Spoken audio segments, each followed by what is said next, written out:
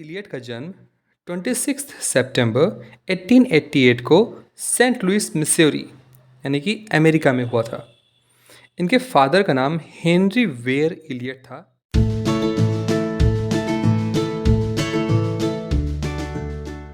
दोस्तों, स्वागत है आप सभी का आपके अपने YouTube चैनल इंग्लिशानियत पर, जहां पर आज हम डिस्कस करने वाले हैं इस वीडियो में मॉडर्न पोएट या प्ले राइट या बहुत सारी चीज़ें इन्होंने की थी जिनका नाम है T.S. इलियट। तो हम इनकी बायोग्राफी जो कि ईयर वाइज है उसको हम डिस्कस करेंगे। और ये जो वीडियो है, अगर आप किसी भी इंग्लिश लिटरेचर के किसी भी एग्ज़ाम की तैयारी कर रहे हैं, चाहे वो नेट हो, पीजीटी हो, टीजीटी हो, किसी भी राज्य का, किसी भी स्टेट का, तो T.S. इलियट अगर आपके सिलेबस में है तो ये आपके लिए बहुत ज़्यादा इंपॉर्टेंट है। तो चलिए बिना किसी तरीके शुरू करते हैं। लेकिन अगर आप इंग्लिश लिटरेचर के स्टूडेंट हैं तो एक बार प्लीज़ प्लेलिस्ट ज़रूर चेक करें हमारा, और उसके साथ में ही चैनल को सब्सक्राइब करके बेल आइकॉन दबा दें, जिससे कि आगे आने वाली कोई भी वीडियो की अपडेट आप मिस ना करें। तो चलिए बिना किसी देरी के आज की वीडियो अपनी शुरू करते हैं। तो दोस्तों, T.S. इलियट जो कि एक ग्रेट पोएट थे, एसेइस्ट थे, पब्लिशर थे, प्ले राइट थे, लिटरेरी क्रिटिक और एडिटर थे। इनको 20th सेंचुरी के मेजर पोइट्स में एक माना जाता है। ठीक है, one of the major poets माने जाते हैं।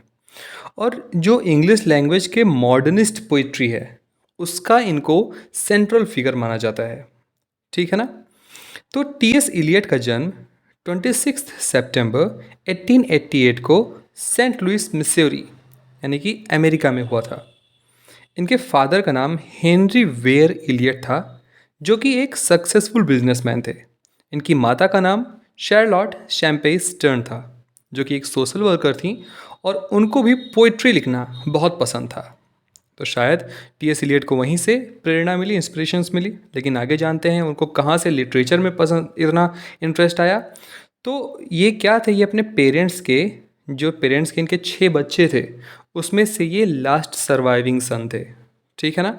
और इनकी जो फैमिली और फ्रेंड्स थे वो इनको टॉम नाम से जानते थे, लेकिन इनका जो नाम है वो इनके नाना जी यानी मैटरनल ग्रैंडफादर थॉमस स्टर्न के नाम पर रखा गया था। जब ये बहुत छोटे थे, जब ये बच्चे थे, तो ये कॉन्जेनिटल डबल इंग्विनल हार्निया से परेशान थे। यानी कि ये जो भी फिज़िकल एक्टिविटीज़ होती थी उसमें पार्टिसिपेट नहीं कर पाते थे, और इसकी वजह से ये मोस्टली आइसोलेटेड रहते थे। अब आइसोलेटेड रहने की वजह से, यानी कि एक ही जगह एक ही बार हमेशा एक ही साथ में बैठे रहने की वजह से ये पढ़ना लिखना शुरू कर देते हैं। ठीक है। तो जब ये पढ़ना सीख जाते हैं तो इनको कहानियों में बहुत ज़्यादा इंटरेस्ट आ जाता है, और फिर इनका जो लव फॉर लिटरेचर है वो डेवलप होता है।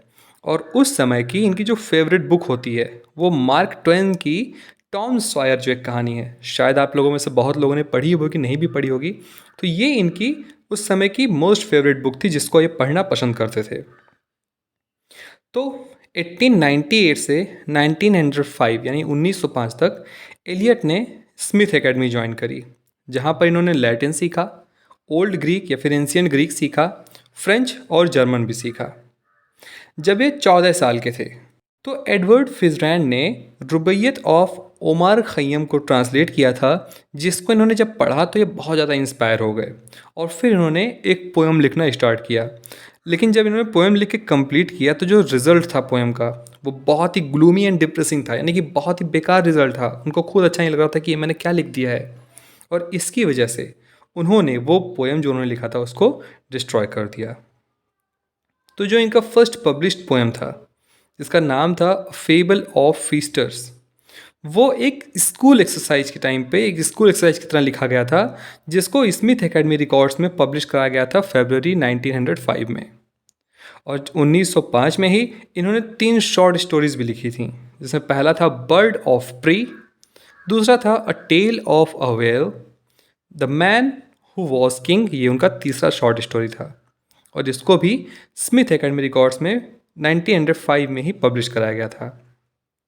उसके बाद अपना ग्रेजुएशन करने के लिए स्मिथ एकेडमी से इन्होंने क्या किया, एलियट ने मिल्टन्स एकेडमी ज्वाइन कर ली, जो कि मैसेच्यूसेट्स में थी, जहाँ पर इनकी मुलाकात होती है स्कॉफील्ड थायर से, जो इनके दोस्त बनते हैं और आगे चल कर के 1922 में इनकी मास्टरपीस द वेस्टलैंड वही पब्लिश कराते हैं।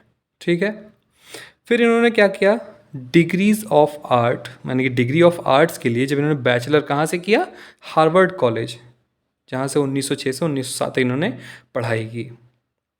फिर 1909 यानी 1909 से 1910 में इन्होंने हार्वर्ड में ही एक फ़िलॉसफ़ी असिस्टेंट के रूप में काम किया और फिर उसके बाद फ़िलॉसफ़ी पढ़ने के लिए 1910 से 1911 तक ये क्या किए, पेरिस में चले गए।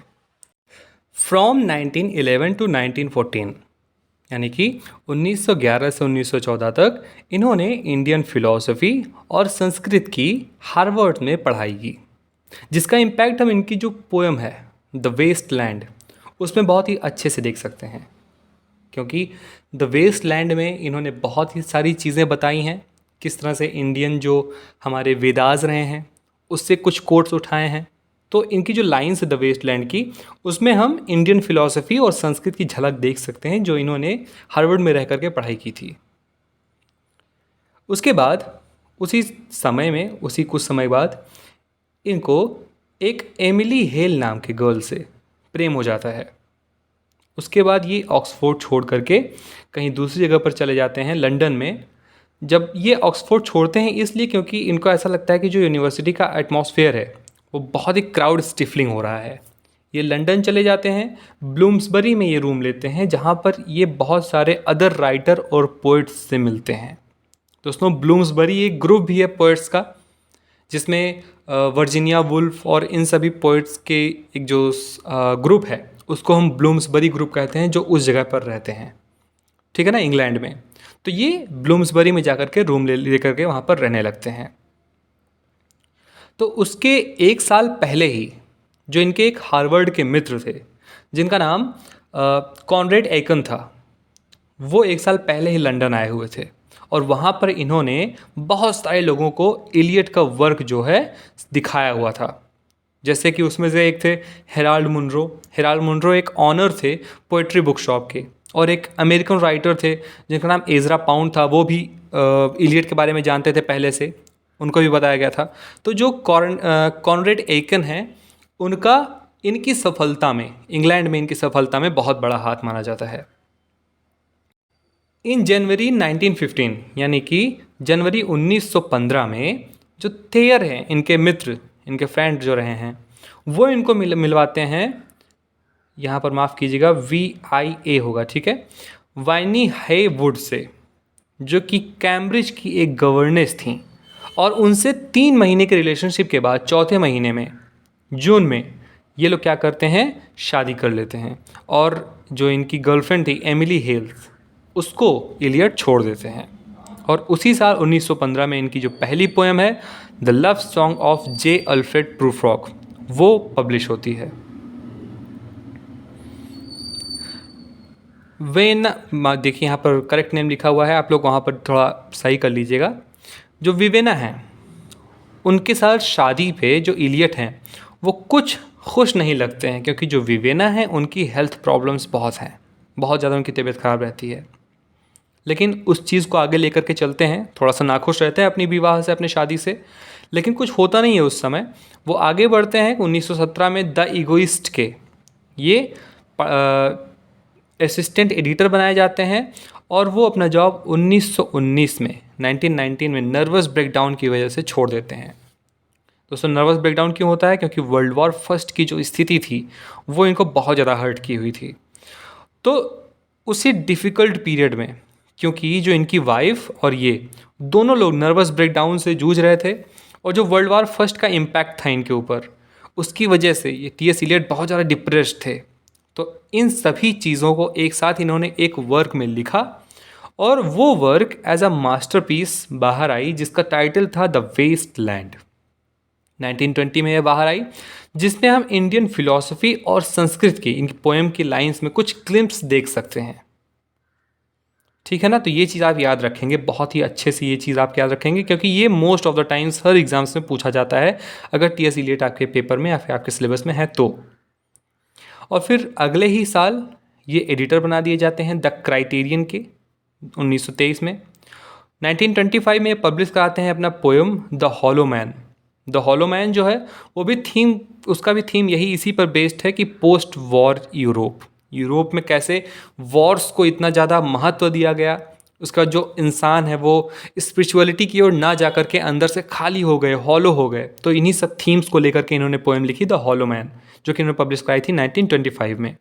और उसी साल में ये डायरेक्टर भी बनाए गए फेबल एंड फेबल के, ठीक है, जहाँ पर जो ये प्रिंटिंग कंपनी थी फेबल एंड फेबल, जिसमें इनके ऊपर बहुत सारी रिस्पॉन्सिबिलिटीज़ थी। इन्होंने बहुत सारे राइटर्स के वर्क्स पब्लिश कराए, जैसे कि W H Auden, Ted Hughes, Stephen Spender, इन सभी के राइटर्स जो भी ये हैं, इनके सभी जो वर्क्स थे, कुछ वर्क्स इन्होंने जो है उसी पब्लिशिंग कंपनी में रह करके फेबल एंड फेबल में पब्लिश कराए थे।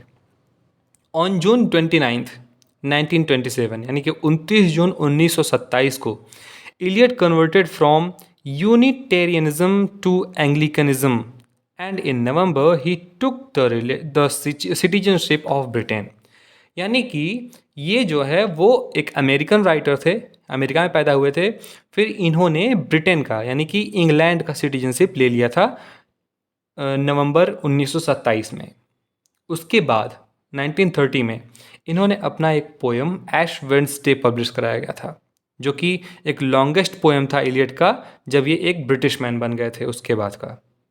1933 में ये अपनी वाइफ विवेन्ना से अलग होकर के रहने लगे, लेकिन वो लोग लीगली अभी हस्बैंड वाइफ ही थे, क्योंकि उन्होंने लीगली कोई ऐसा कागजी कार्यवाही ना करा करके कोई ऐसा डिवोर्स वगैरह नहीं लिया था, वो बस अलग रहने लगे थे। और फिर 1935 में उनका जो वर्स प्ले था मर्डर इन कैथेड्रल, वो फर्स्ट टाइम 15 जून को परफॉर्म किया गया था। 1939 में एलियट ने अपने 2 वर्क्स पब्लिश कराए। जो पहला था Old Possum's Book of Practical Cats, ठीक है, ये इनका पहला एक पोएम था, जिसमें जो ओल्ड पॉसम है ये एक फ्रेंडली नाम था एजरा पाउंड का, जो कि इलियट कहा करते थे। इलियट एजरा पाउंड को ओल्ड पॉसम कहा करते थे। तो इन्हीं पर एक बुक लिखी थी इन्होंने, माफ़ कीजिएगा, एक पोएम लिखा था Old Possum's Book of Practical Cat. और उसी ईयर में 1939 में ही इन्होंने अपना एक प्ले भी पब्लिश कराया था द फैमिली रीयूनियन, ठीक है ना। फिर इलियट जो अपना 4 क्वार्टेट्स है, उनका एक कलेक्शन है, कलेक्शन ऑफ पोएम्स 4 क्वार्टेट्स, इसको ये अपना मास्टरपीस मानते थे, क्योंकि उनको ये लगता था कि इसी वर्क ने उनको नोबेल प्राइज़ दिलाया था लिटरेचर में। जो 4 क्वार्टेट्स है उसमें कुल 4 लॉन्ग पोएम्स हैं, ठीक है, जो अलग अलग पब्लिश कराए गए थे। जिसमें पहला था बर्ट नॉर्टन 1936 में जो आया था, ईस्ट कॉकर 1940 में आया था, द ड्राई सैल्वेजेस 1941 में आया था, और लिटिल गिडिंग 1942 में आया था, ठीक है ना। आप ये याद रखेंगे कि कब कब कौन सा पब्लिश हुआ था। उसके बाद इन्होंने एमिली हेल्स के साथ बहुत ज़्यादा, ये फिर से लव अफेयर में थे, जो कि 1933 अपने वाइफ से सेपरेशन के बाद 1946 तक एमिली हेल्स के साथ में रहे, लेकिन उन्होंने कुछ रीजंस की वजह से फिर से उनको छोड़ दिया। अब 1948 में उनको नोबेल प्राइज़ इन लिटरेचर मिलता है और ऑर्डर ऑफ मेरिट मिलता है जॉर्ज 6 के द्वारा। फिर इन्होंने अपनी एक verse drama the cocktail party 1949 में पब्लिश कराई, और कॉन्फिडेंशियल क्लर्क 1953 में पब्लिश कराई। और फिर कुछ समय बाद 1957 में, जब ये 68 साल के थे, 68 ईयर्स के थे, तब इन्होंने एक 30 साल की लड़की, यानी कि 30 साल की एक लेडी जिनका नाम एस्मी वैलरी फ्लेशर था, उससे शादी किया, क्योंकि उसको ये 1949 से ही जानते थे, तो उसके साथ इन्होंने शादी किया। और 1958 में इनकी जो लास्ट प्ले था द एल्डर स्टेट्समैन, वो आया। और फिर 1965 में 4 जनवरी को इलियट एम्फाइसेमा, यानी कि ये एक प्रकार का लंग डिजीज़ होता है जो कि बहुत स्मोकिंग करने की वजह से होता है, तो एम्फाइसेमा की वजह से अपने होम किंगस्टन लंदन में ही इनकी डेथ हो गई, और इनको गोल्डर्स ग्रीन क्राइमेटेरियम में जो है इनको जलाया गया, क्रीमेट किया गया, ठीक है ना। तो यहाँ पर ख़त्म होती है हमारी ये आज की टॉपिक, आज का ये वीडियो। आशा करता हूँ कि ये आपको बहुत हेल्प करेगा आपके एग्ज़ाम्स में, आपके किसी भी चीज़ की तैयारी अगर आप कर रहे हो तो उसमें। मिलते हैं अगले वीडियो में एक नए से टॉपिक के साथ। तब तक के लिए अपना ख्याल रखिए। धन्यवाद।